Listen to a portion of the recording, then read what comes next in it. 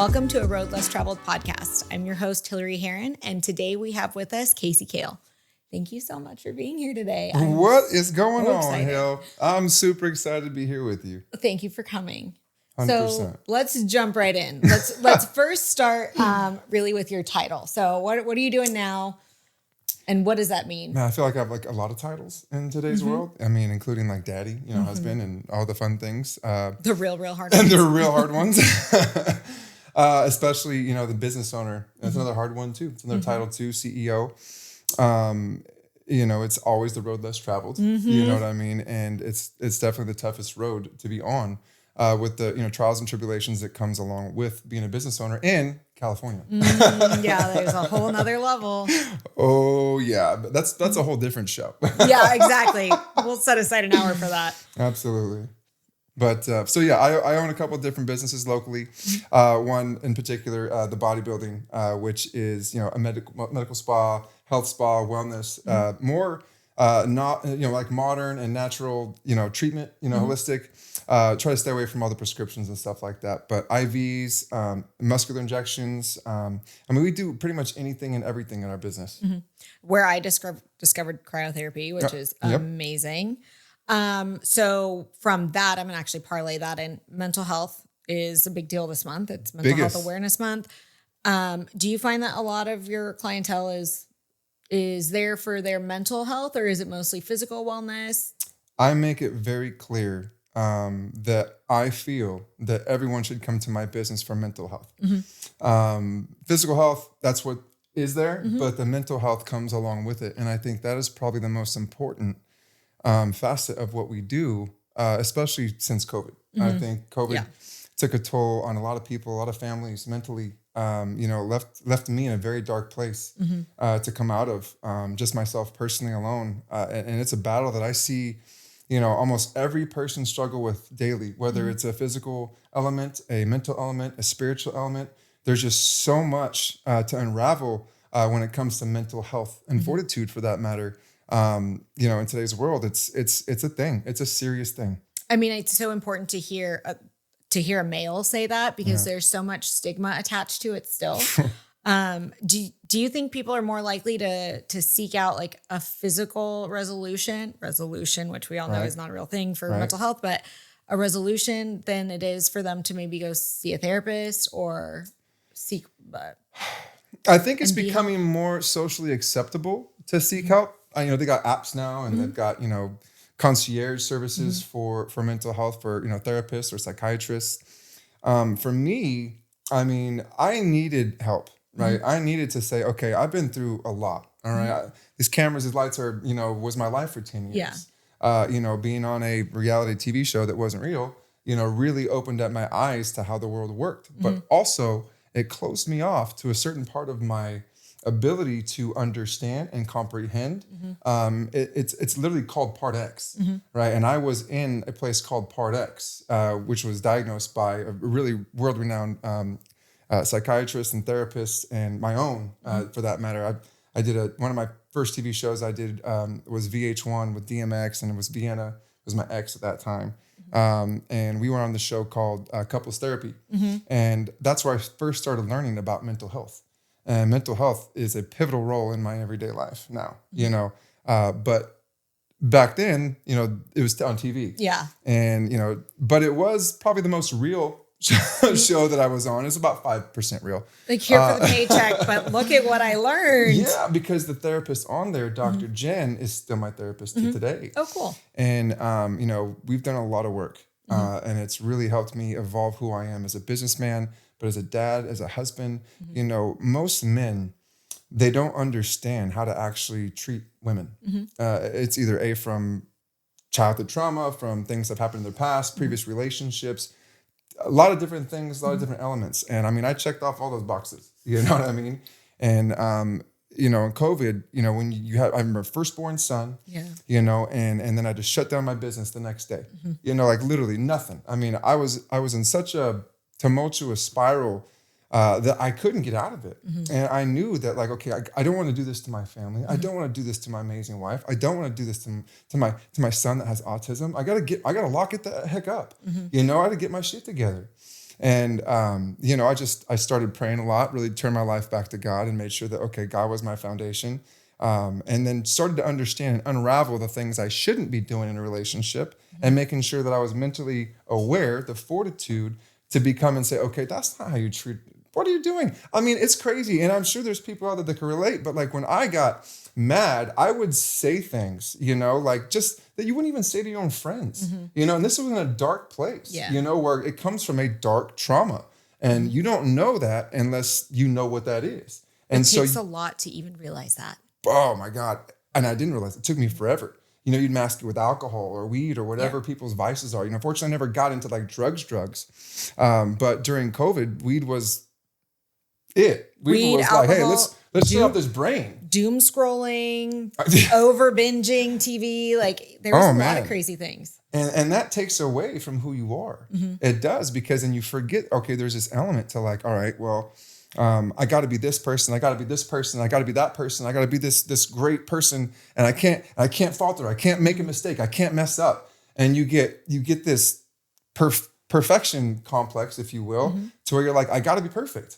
And then if you're not, oh, God forbid. You've got to be perfect. And then you've got to record the perfection and put it on the internet. There you go. And you have to have the energy to do it all while simultaneously showing up as a wife, or as a husband, as a father, as a business owner. And it's exhausting. Completely exhausting.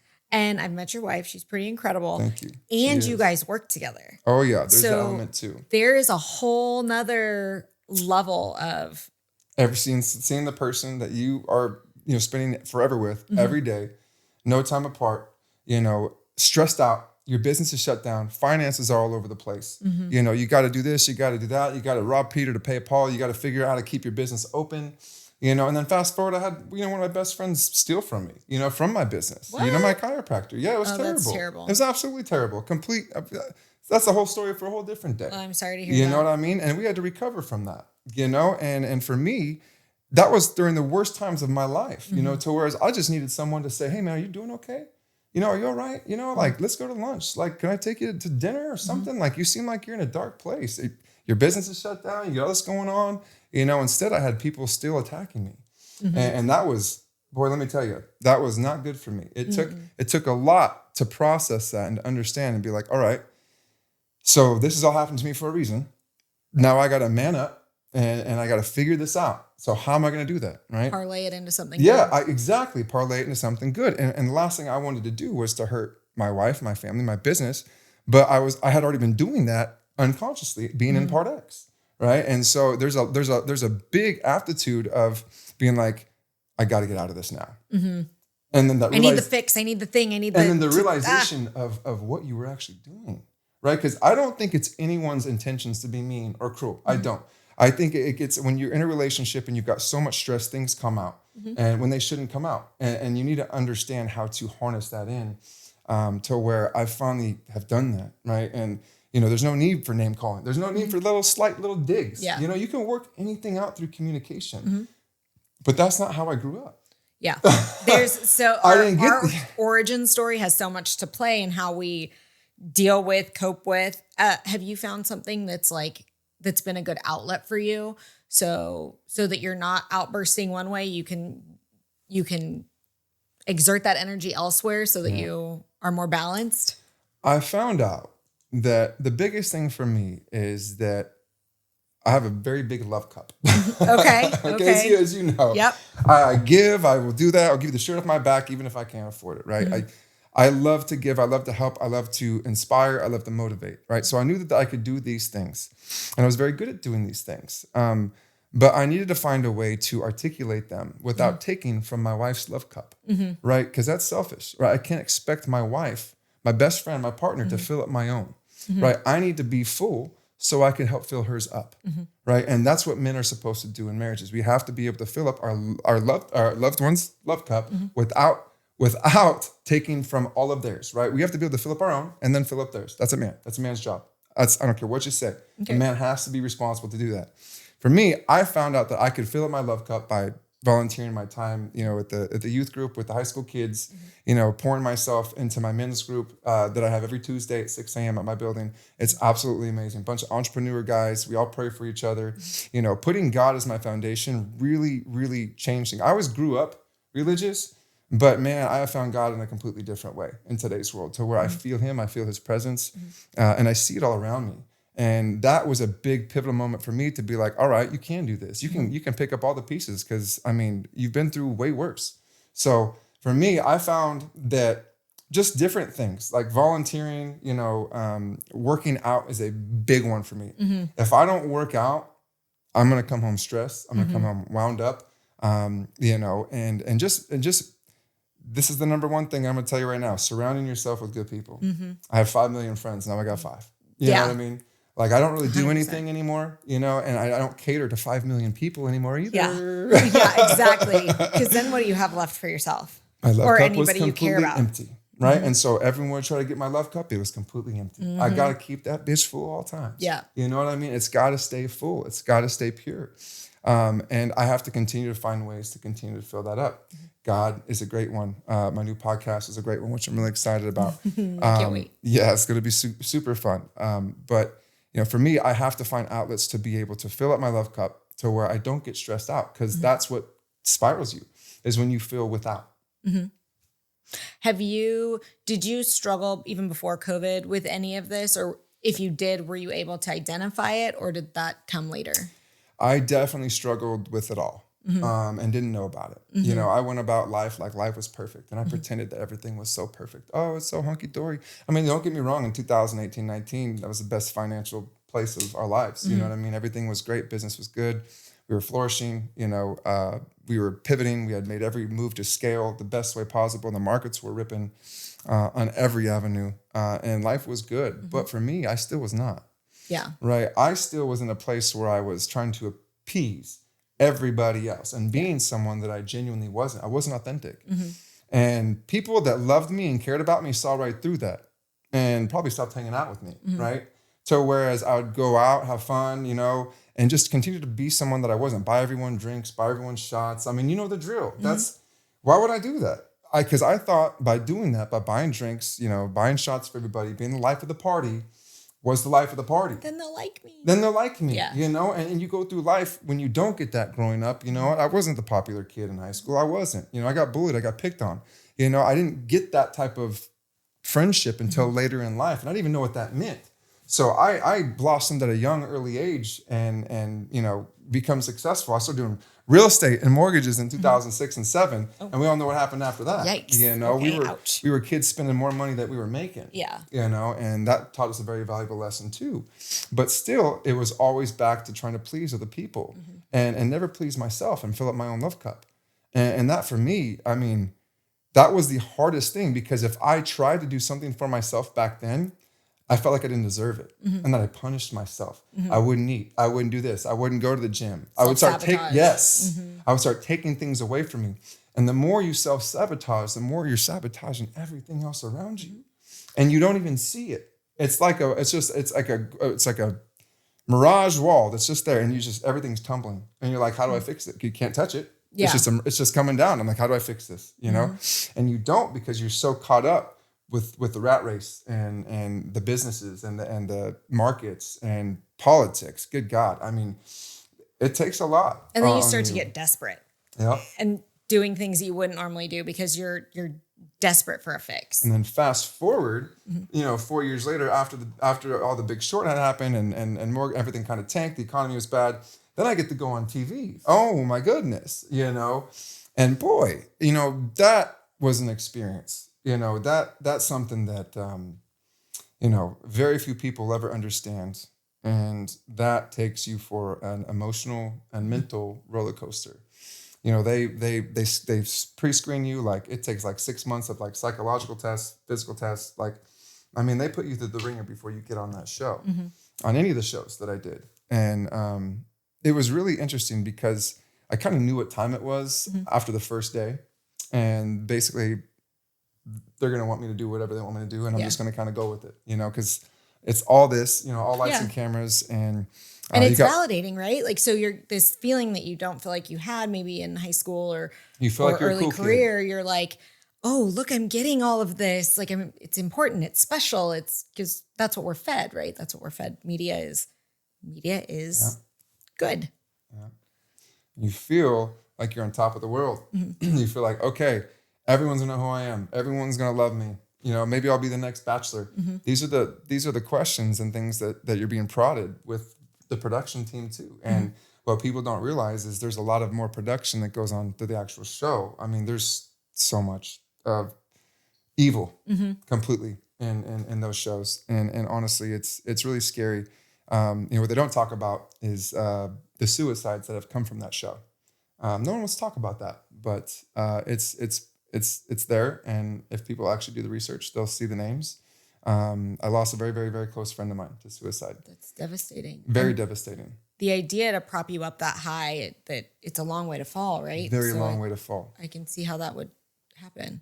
Especially if you're not equipped, and you've had trauma in your childhood, you've had certain things happen that you're just used to, and those might be the norm for you.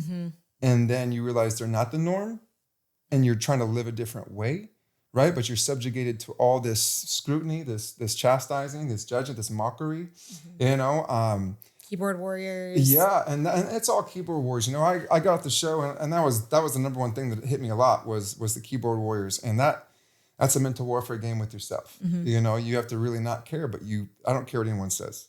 I mean, if you're like me, I cared what people thought and said, and it took me 40 years to not. Well, you internalize it a little bit, right? Yeah. If somebody's saying something negative about you, we're conditioned to care. Yeah. As a parent of a young child, part of the getting them to understand social norms is to get them to have empathy, to get them to care, to get them to understand about hurting other people. Like, we're conditioned to care how other people feel. Completely. And that was my biggest culture shock moment. Is when I, had my firstborn son, and he has autism, and he can't communicate verbally. And, he's just the most amazing, beautiful, brilliant little boy. He just can't speak. He can't talk yet. And, for me, I like to talk. And I can't imagine what it feels like, the torment that goes through his brain when he can't articulate what he wants to tell his daddy. I had to really come to terms with now understanding there's so much more in communication than actually speaking. That was going to be my question. Have you guys found, just you and him, maybe not even you and your wife, like, have you guys found your kind of rhythm? I mean, I don't think we'll ever find a rhythm with autism because there's nothing I won't do for my son. Yeah. And I am down that rabbit hole vehemently, and I fight it every day. So it's not that I can't accept that my son has autism. It's the reason why he has autism that I will not accept. And I will fight for him, and I will fight for a cure until I do not exist anymore. Which I'm on to a lot of pretty cool things. But at the end of the day, we can communicate with him with his hands. We have other little special ways. But when you really love someone, like truly love someone, you'll kind of understand what they need before they say it. You anticipate their needs, right? Just like husband, wife, And my wife was really good at that with me until she couldn't anticipate the needs I didn't even have anymore. Dude, you're like, I don't know what's going on. I don't even know what's going on in my head. Yes. So you can't help me either. So I'm so sorry, And, now we have the best marriage. We have the best relationship because I had to find the right outlets, the right ways to fill up my love cup, the right way to communicate.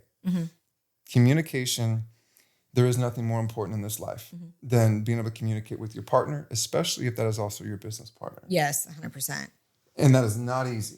You're going to carry that resentment all over the house and then back to the work, back and forth, back home, back and forth. Yeah. And you have to learn to check it out, right? You have to learn to say, okay, I'm going to replace this with love instead of animosity and resentment, because at the end of the day, you know that the person really loves you.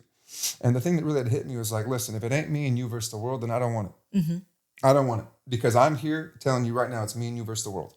That's all that I care about. And if that's not what that you're about, then I understand, and we can walk away. But she did not. My wife, my amazing wife, she took, the hard road like I did, which is to stick it out, figure it out, and stop being the way that you're being for no reason, for literally no reason. Like, that's what's kind of crazy is I think a lot of men don't understand that sometimes you're being an ass to your wife, and you're not being caring or loving or giving them what they need, right? And I felt like, in any relationship, a lot of men will hold intimacy or sex, over the relationship, and that's hard because if you're being an asshole. For me, of course, I'm a guy. I always wanted sex. What I mean? It is what it is. I'm an intimate Scorpio. But as a woman, as a Virgo, intimacy starts 3 days ago. Yep, correct. and it took me 40 years to figure that out. Okay. And hey, but you're farther than most people. Let's be fair. And you're right. And I can see that now. And that's the truth, because if guys really just wanted sex, there's an easy way to get it. Right. It's the easiest way in the whole world. All you got to be is a nice guy. Make sure that chivalry is not dead. You know what I mean? Open the door for your wife. Do all those things I've never stopped doing. But be coherent for what her needs are and what she expects from you, right? Like, it's not very much. If she wants the house clean the house, dude. Pick up your laundry, pick up your clothes. It's the worst thing in the world. I hate laundry. I hate it. I understand. I absolutely hate it. Deeply. I work so much. You know what I mean? I'm literally a 16-hour guy. I'm up at 4:00 and I get 5 to 6 hours of sleep. Like, that's my clockwork routine, right? And making sure I get time for God, time for my family, time for my wife, and then the rest is business. So when I come home, the last thing I want to do is do the dishes or the laundry. But if my wife has a tapped out day with being a mom, I know that I'm gonna have to step it up and make sure I do those extra dishes. Make sure that I go and rub her feet. The way that I know that she likes to rub her feet. And there's little things like that will really help open up a marriage that are so simple. But I ignored those because I felt entitled. Like, oh no, you should do this for me. I do this. I work so much. Blah, blah, blah, blah, blah, blah, blah, blah, blah, blah. You got to do this for me. The shoulds, the case of the shoulds. The shoulds. And it's like, why? Why? That's not even who I am. Like, I literally give this shit on my back to everybody else, but I'm going to tell my wife no because I'm mad? Yeah. And you're like, I don't even know about what. For what? I'm just mad. I'm just mad because I tweaked my pinky. Yeah. It's her fault. It's your fault. You did this. And the reality is, it's me pointing blame on myself. I'm punishing myself. I'm not coping the right way with whatever I'm dealing with at work, or I'm stressed out because of the market. I'm stressed out because of this. I'm stressed out because, whatever, whoop-de-whoop, the government's doing some stupid crap again. Yeah. You know what I mean? I can't take that out of my significant other. But the problem is she was the closest, And if it is you and that person against the world, like, why am I picking on this? Why am I hurting this person? I need them to be the strongest if we're fighting the world together. Yeah. I mean, sometimes I think that gets lost. It gets lost in every relationship, in every marriage. It's why they call it a 7-year itch, or they call it a something or whatever. 7-year itch. It's a thing. It's 100% a thing. And I say that because we all grow, and sometimes we grow in different directions, but that doesn't mean that our marriage should grow in different directions. No. It just means we are becoming individuals like God has intended us to be. We should embrace that and support one another and lift each other up and edify each other, not bring each other down. And that's what most men will do. They'll try to bring their female down because they feel insecure, or they got some sort of thing in their head that they can't shake, from a previous relationship or from previous trauma. When all they got to do is take a step back and say, wow, what are you doing? Why are you treating her like that? For no reason. You're mad at her. You're literally ghosting her right now for what?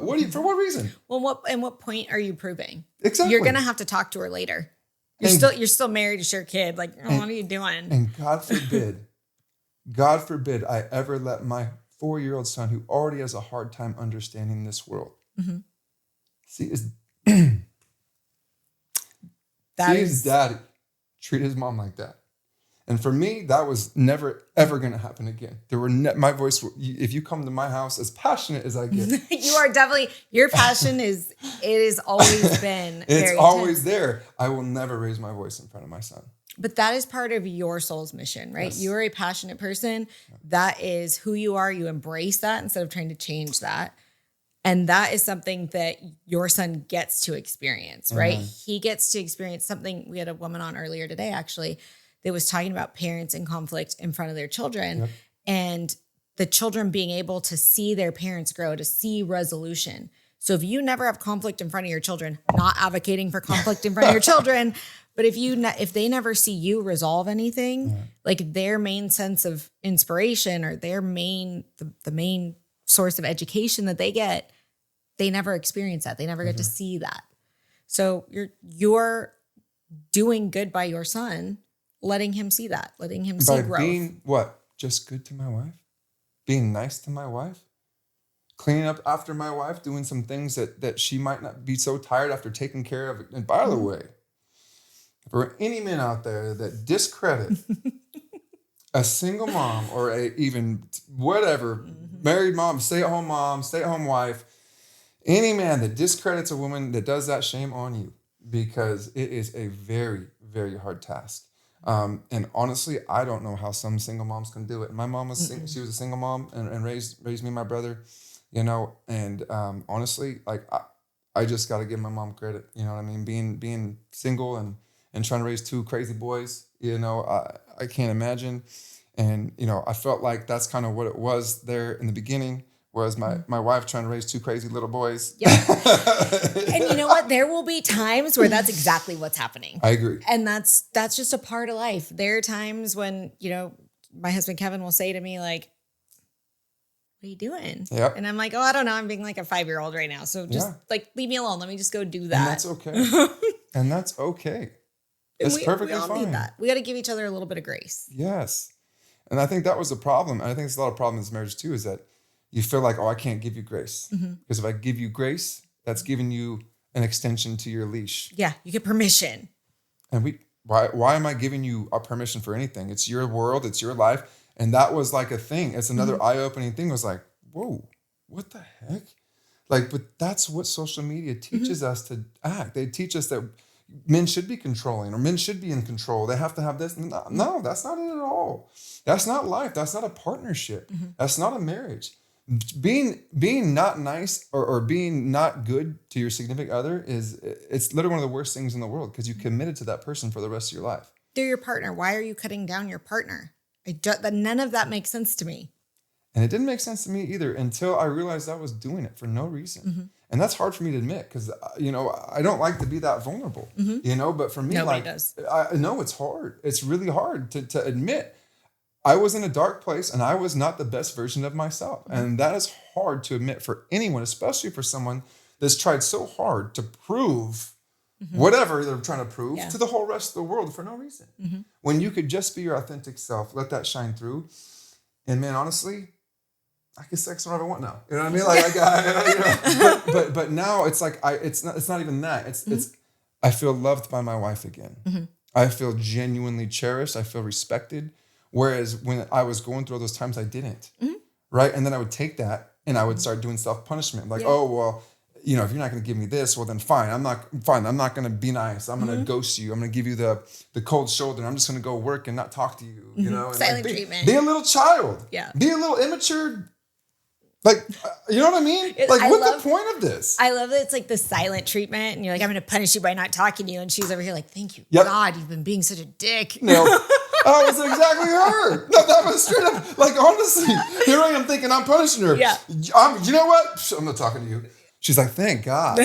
Finally, he shuts up. Yeah, I get it. We go through it too. We go through it too. We all do. But there's growth.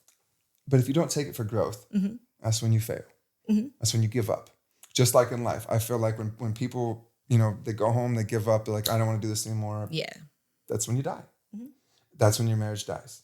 Is when you give up and you feel like the second that you feel like you can have or find something better is when you've already lost. How do you guys rest and recharge then? Because sometimes you work yourself, and I say work yourself, meaning the trials of parenting, the trials of marriage, the trials of work, and you're at the end of your personal rope. Oof. And you guys both need to rest and recharge. Is that something you do together or separately? Man. Or both? Pre-COVID or after COVID? I mean, what works for you guys? Post-COVID was a big life-changing for me, right? I changed a lot of my lifestyles. I've changed a lot of my friends. I changed a lot of things after COVID. I was in a very, very, very dark place in 2021. And man, I had to crawl out of that hole with every ounce of energy I had. I almost chose to give up. And that was a really tough year for me. But it also opened up my eyes to a lot of my actions, and it was all my own doing. You know, everything that we do is all controlled by ourselves. And I finally learned I can't control anybody else. That's a hard one. It is the hardest one. It's still a hard one. And even when you say it, you still don't understand it. I agree. You can't control anyone else but yourself. But you have to fully understand and embrace that to know what that means. And that means that only you are responsible for your actions and everything that outcomes. My friend, my chiropractor is stealing from me. I let him do it right before my eyes in the darkest place, and it's my fault. You know what I mean? I could have changed that. I could have changed a lot of different things. I could have changed the things that I did and said to my wife. I could have had 2 more babies by now at this point. You know what I mean? If I were being the man that I should have been to my wife, you know? And now that I am, well, she's pregnant. That's a good thing. Yeah, congratulations. That's a really amazing thing. So I'm super excited about that. But at the end of the day, it just goes to show that sometimes you got to dig deep and you got to grind. And you got to just not worry what the rest of the world thinks, and you got to just shut them out, tune them out, and focus on the one person that means the most to you in this world, and that's your significant other. And that comes before your kids. That comes before anything else. And if you can do that outside of God, if you can do that, it really opens your, not psyche, but just your energy, who you are. It really allows you to be yourself, your authentic, genuine self, to where you don't have any worries looking over your shoulder. You don't care. You're like, screw that. I don't need that person in my life. I don't need this person in my life. It's when you truly feel free. And that was the first time in my life where I really felt free. So to answer your question, and a long-winded answer, do we do things on our own? We absolutely have to. And I remember taking it personally when she used to do things outside of me. She would go to coffee with friends. She'd go get drinks with friends. She would go out with friends, go out dinners. And I would be like, dude, WTF, mate? You know what I mean? Like, what the heck? Like, are you really, you're going to keep going out with your friends and not your husband? Like, I took it personal, which I didn't realize at the time was only pushing her away further. Right? And the reason why is because just like me, she needs her own time too, to fill up that love cup, to be able to give it back into me, to pour it back into me as well when she can. Right? Because if I'm constantly harping on her, constantly bringing her down, constantly asking for things, demanding things, not being as helpful as I should, I'm bringing her down. Why would I do that to my partner? Why would I do that to my significant other? I'm being an idiot. Right. It's like if you're rowing, right? And then you take the other person's oar and break it in half and you're like, here. Please row in the boat with me. Yeah. And do it faster than me. Like, you need to do more because I'm already doing everything that I can across the board. So you need to be doing more than me. And why isn't our boat going faster? Yes. Yeah. Stupid thing. Yes. Oh, yeah. By the way, I broke your oar. Yeah. By the way, you broke it. You made me broke it. Yeah. You made me broke it. Now get off the boat. Yeah. Swim. Push the boat. That's how fighting worked. That's how fighting that is also reminiscent of the spiral, right? So you get in it and you're like, oh, I call shit, it the vicious circle. Up. Yes. And then you double down on the screw up and you double down on the screw up. And if she doesn't get out of the house. Yeah. And if I don't get out of the house. Yep. And we don't fill up our love cups, we stay in this vicious cycle to where this is haymakers after haymakers after haymakers until they get worse and worse and worse and worse. And then you're like, I want a divorce. What? And then you're like, wait a minute, but why? Wait a minute, why? Yeah, I get it. And you don't even know. You're like, wait, I just did all that. And now you got to unwind it. All right. And so that was the hardest part of anything is to unwind that. And to do that takes a lot of time away.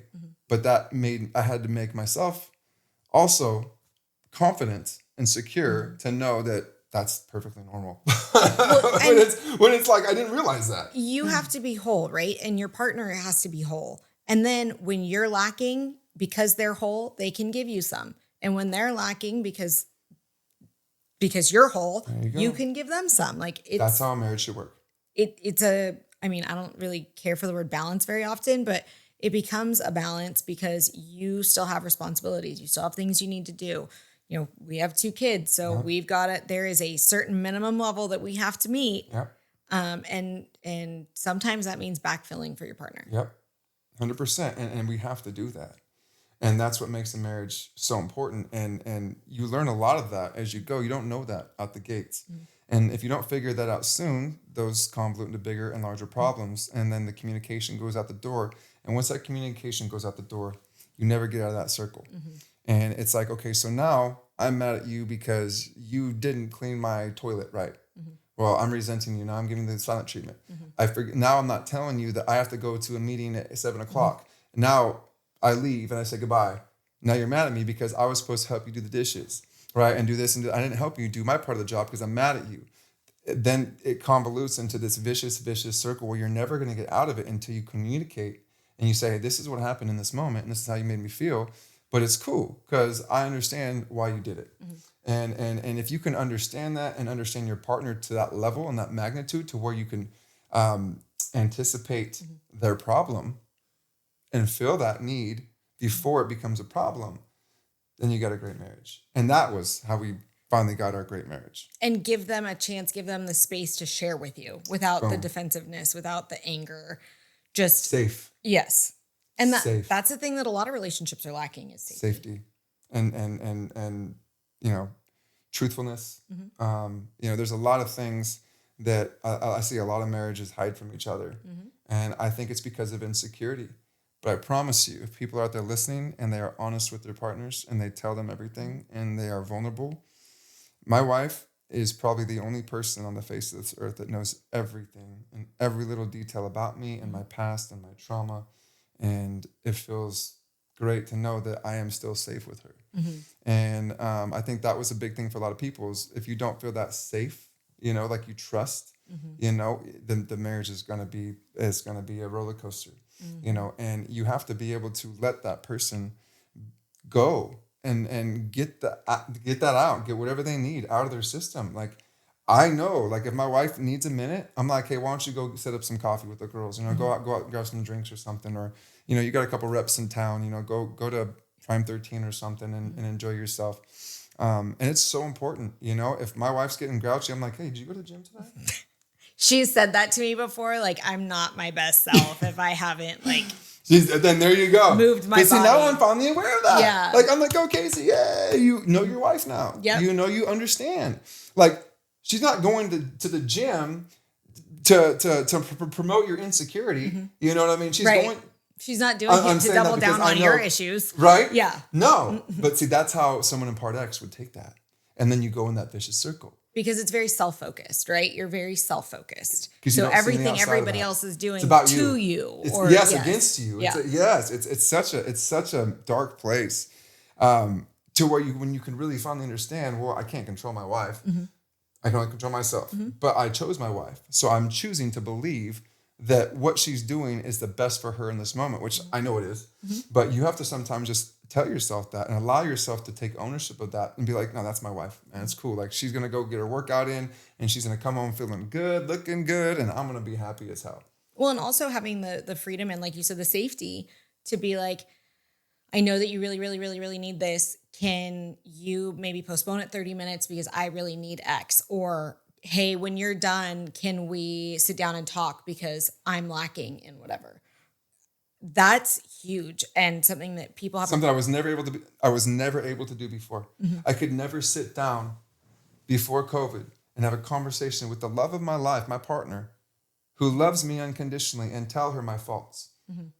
Couldn't. I mean, in fact, I would used to lie about my faults, to cover them up, mm-hmm. because I was so ashamed of myself, because that's how I felt growing up, mm-hmm. Ashamed and just. When you have these emotions, they don't go away until you can get them out of your body. And mm-hmm. it took me a long time to get them out of my body. Anxiousness, social anxiety, you would never know. Mm-hmm. I masked social anxiety with alcohol. Mm-hmm. You know what I mean? And that was a big thing that a lot of people do, mm-hmm. And it convolutes and it suppresses and it gets worse and worse. But, you have to finally make that decision to say, dude, what am I doing? And that is the hardest road traveled because you've already done the damage at that point. Taking a look at yourself, right? Turning your eyeballs around and being like, the only thing that I can control is myself and how I act or react to anything. I can certainly be a coach from the stands for everybody else, but what good does that do? Let me ask you something now, because this is exactly what helped me realize, which I'm hoping a lot of people will also understand too, is in that moment that you just said, okay, I've just realized my own self. Then you realize how you were talking to your significant other. Mm-hmm. And then you're like, why did I choose to act that way? It's also probably the way you're talking to yourself inside your head. That's the problem. That's why I was going to go with that. As men, 99% of men experience what I've experienced. Mm-hmm. And they probably still are, and they don't even know it. Mm-hmm. They don't even understand it. And it's a long process to get out of it. But when you do, you become a man. Mm-hmm. That's when you become a man. That's when you become a boy. That's the moment, in case anybody was wondering. That's the moment. That's when you become a man. And then you can control, like we talked about, your response from this point on. So if you do something that's going to piss me off, that's going to annoy me, and you don't walk the dog and the dog shits in the house, whatever, and I blame you for it, I'm not going to react to it. I'm going to go clean it up. I'm going to go clean it up because I know that my wife probably is going through something in that moment, and I want to make sure that she knows that I want to support her, not bring her back down. Mm-hmm. So, for example, literally 2 days ago, the dog shit in the house. She didn't walk the dog. It was her, or she had to walk the dog. Mm-hmm. Dog had to go. We were busy. It is what it is. She's got the baby, whatever. She's carrying one too. So she's tired, and the dog shit in the house. And I didn't say a word. I just went and I cleaned it up. And that was her love language. Like, all right, she gets a pass. She's growing a human. Fine. And if you do that every time, it works. And then it makes your wife love you like you've never been loved before. Mm-hmm. And it changes everything. And then nothing else matters. And it really opens up a cathartic marriage, a cathartic relationship where you're like, oh man, this is what people talk about. Mm-hmm. This is the marriage that people talk about. Is it going to be perfect forever? Absolutely not. There's going to be, triggers, but now you can be aware of those triggers from early trauma, from early childhood, from previous relationships, and just your overall growth as a man. But it's not easy. But that is how you become a man, is by understanding your own needs and know that you can't control anything else around you except for yourself. And then control them. That's the key. You can understand it, but becoming a man is actually putting it into action. Having like the foresight, the wherewithal to be like, man, I have this feeling, but I'm not going to react to it. Yes. And that's very hard as a man.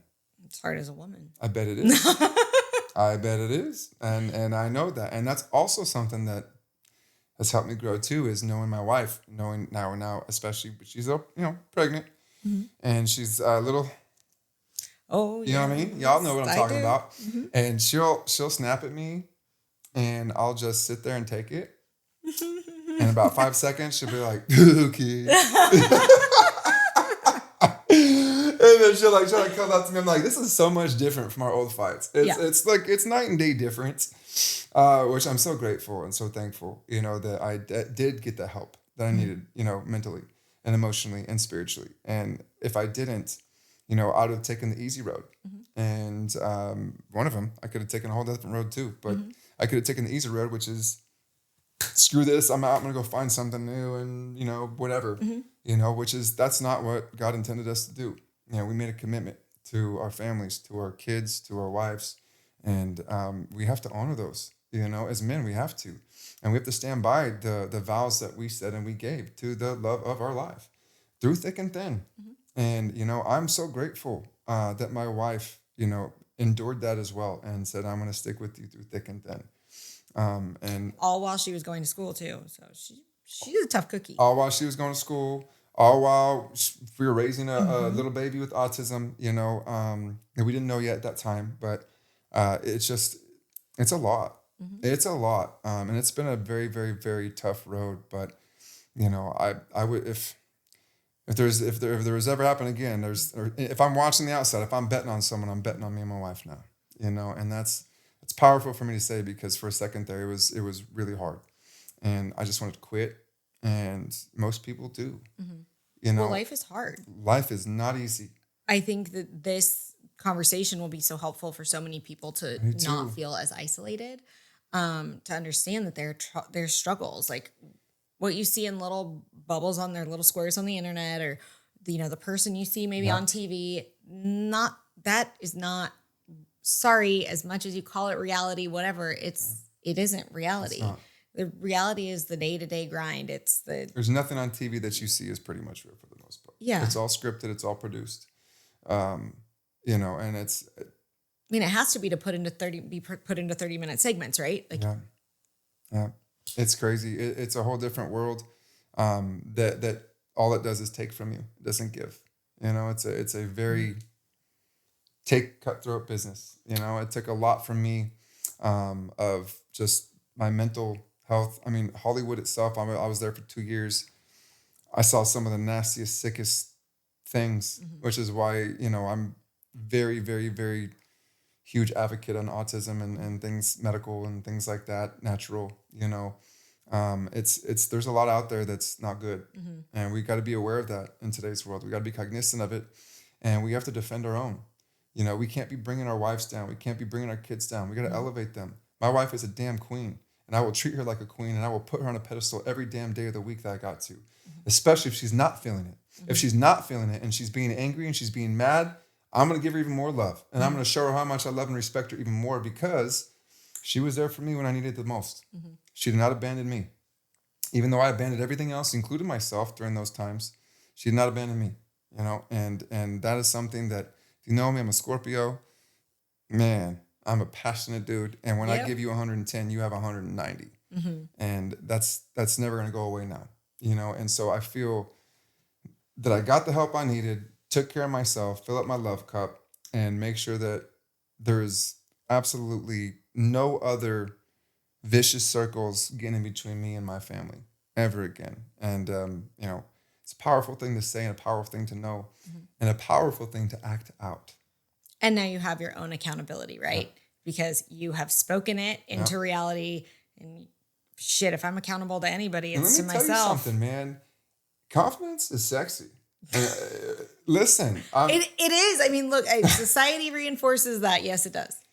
It is what it is. So working out, getting into the gym, getting your day going, taking care of your body, taking care of yourself, which is exactly what I did. I lost like 30 pounds, to make sure that I could facilitate physically what I needed to do. I cut out drinking for a year, cut out doing anything bad for a whole year, just took my time and made sure that I dedicated it to myself. And that was a big, big, big thing for me to kind of find myself, because I never really knew who I was, because I was always trying to be somebody else for TV or for, the real estate, mortgages back in the day. I was always trying, to be something or somebody relevant. And, it was because I needed to feel that. And I finally found that in my own home in God. I was going to say, what a blessing to have somebody who, whether you could see it or believed it or not, saw it and believed it in you, and you were unconsciously wise enough to be like, marry me. Yeah.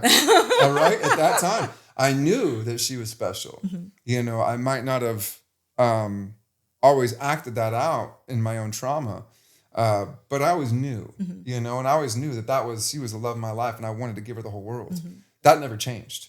It was the way that I acted and reacted to situations out of my control, because I let myself get out of control. Because I thought that that's how the world worked, until I realized, no, bitch, you control yourself. Well, the truth is, you're exactly right when you say that. That is how most of the world works. It is. Until you have that. Oh, well, shit. And now that you know better. Now I know better. I need to try to do better. So once you know, there's no going back, right? Yeah, there's no going back. Especially when you were in that dark place and, you get out of it and you're like, oh, I can breathe again. It's suffocating. It suffocates you. And it's almost like the devil wants you to be comfortable in that little element. He wants you to be succumbed to silence. He wants you scrolling through Instagram to see all the evil crap that's popping up on there. Because I'm going to tell you right now, when I was in a dark place, I had to change my algorithm. It was all about single mindset, guys partying, guys out doing stupid stuff. I mean, that was all my Instagram was, talking down on women, You're like, how did we get How did I get and so I'm like, now I'm cognizant, and now I'm scrolling through my Instagram like, Jesus. You're like, I'm going to like this one instead. Yeah. Like Now I'm going to linger on this longer. Now, if you scroll through my messages, you'll see like I send it to my wife almost every day. Good marriage, quotes, successful marriage quotes, successful business stuff. It's a different thing. You are what you put yourself around. Mine's a lot of raccoons right now. So mine, maybe I'll you're tell you where raccoon I'm at then, girl. mentally. Yeah. You need some mental. You got to get some checked out, girl. Well, I mean, as you and I have talked about previously a few times, I've struggled with mental health. I know. From a young age. So having the self-awareness has always kind of been a thing for me, and knowing when I couldn't control or could control, when I needed to step back and take a break.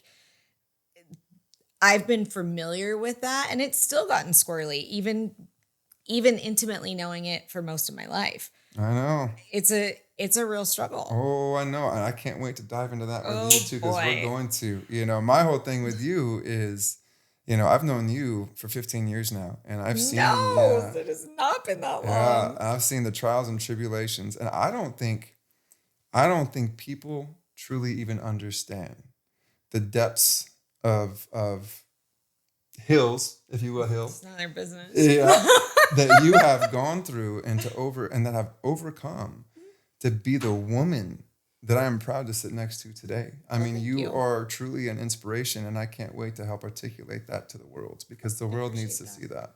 Thank you. Yeah. Well, but it's not about you today. I was going to say, now that you have done a lot of growing and, kind of reset, and you're taking these steps forward, having a baby on the way. Yeah. What's next for you guys other than baby on the way? Just growth, man. I mean, every day is a challenge. It's a new day. It's things are not as easy as they were in 2019 business-wise, financially, or, still not recovered yet.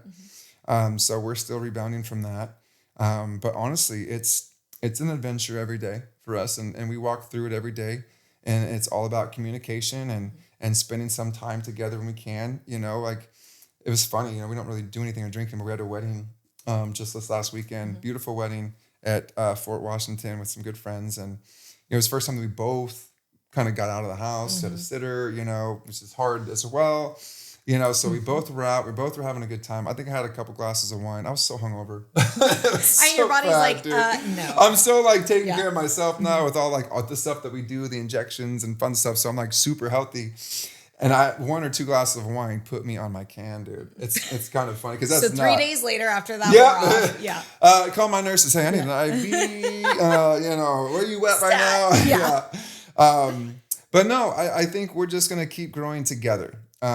Spiritually, intimately, and physically. We've got a new baby on the way, which I'm so grateful. I'm pretty sure it's a girl. We'll see.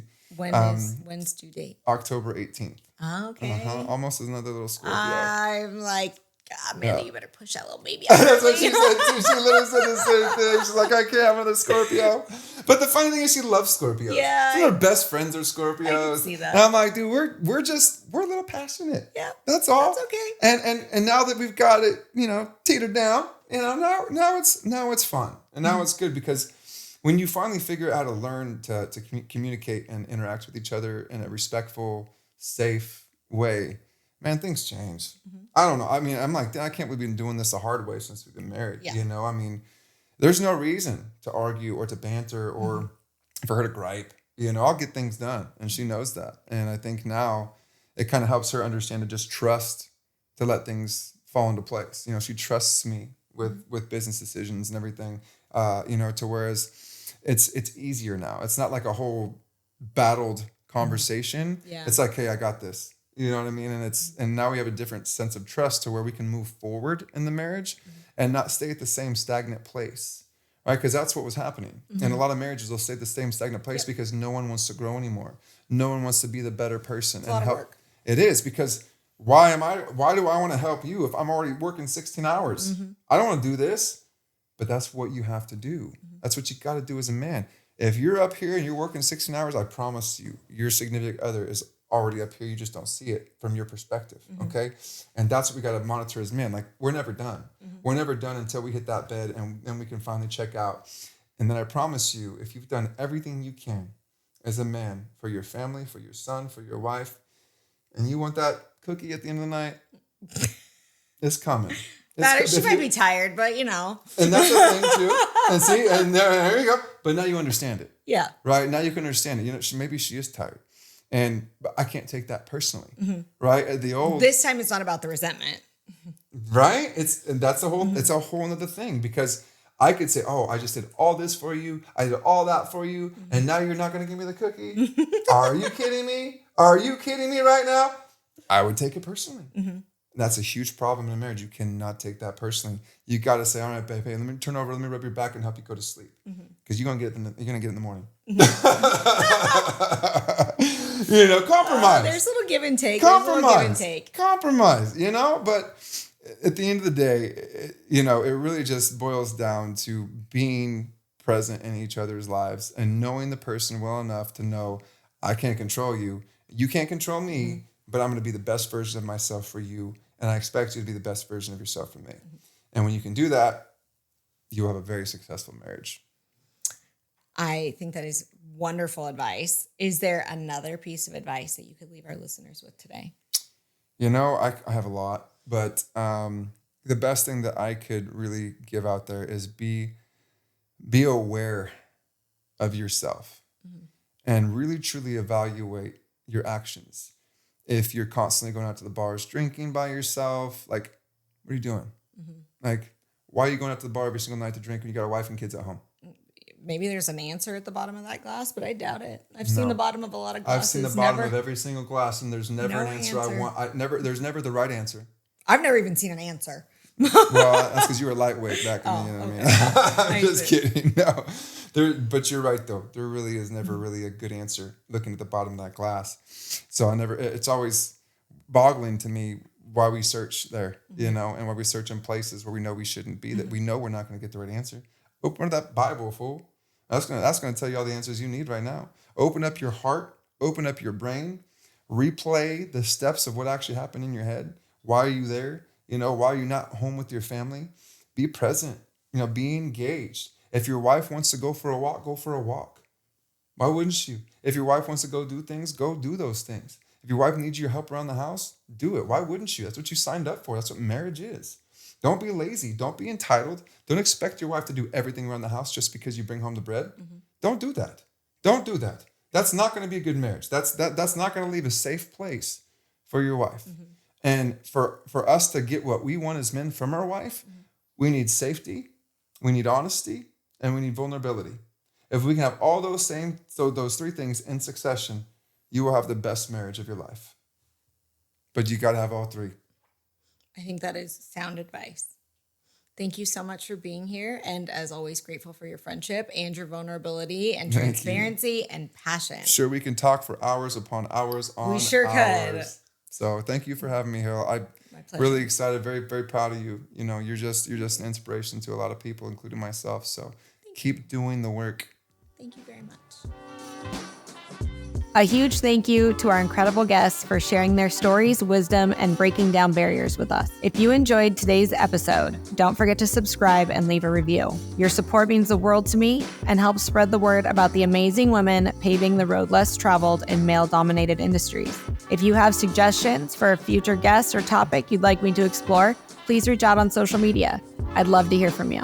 Follow me on your favorite social platform for updates and behind the scenes. Keep pushing boundaries, challenging norms, and lifting each other up.